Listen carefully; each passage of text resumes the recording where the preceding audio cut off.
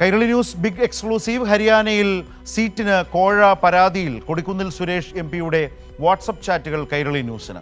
സീറ്റിന് പണം നൽകിയ മഹിളാ കോൺഗ്രസ് മുൻ ജനറൽ സെക്രട്ടറിയുടെ ഹരിയാനയിലെ മഹിളാ കോൺഗ്രസിന്റെ മുൻ ജനറൽ സെക്രട്ടറിയുടെ ഭർത്താവ് ഗൗരവ് കുമാറുമായി നടത്തിയ വാട്സപ്പ് ചാറ്റുകളാണ് കൈരളി ന്യൂസ് പുറത്തുവിട്ടത്.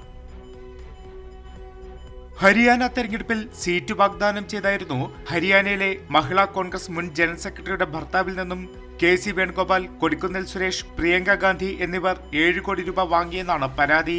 കൊടിക്കുന്നിൽ സുരേഷ് എംപിയുമായി ഗൗരവ് കുമാർ നടത്തിയ വാട്സപ്പ് ചാറ്റുകളാണ് കൈരളി ന്യൂസ് പുറത്തുവിട്ടത്.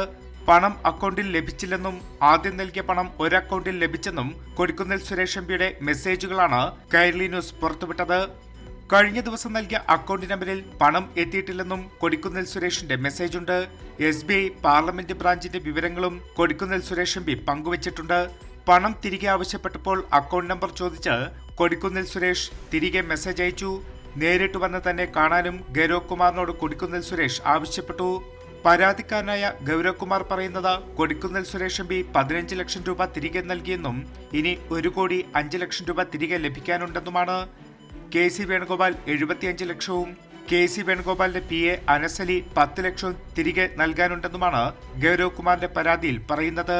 സീറ്റിന് കോഴ വിവാദത്തിൽ കൊടിക്കുന്നിൽ സുരേഷ് എംപിയുടെ അടക്കം ചാറ്റുകൾ പുറത്തുവരുമ്പോൾ കാര്യങ്ങൾ കൂടുതൽ കുരുക്കിലേക്ക് പോകുമെന്നതിൽ സംശയമില്ല. ദില്ലിയിൽ നിന്നും വിഷ്ണു തലവൂർ.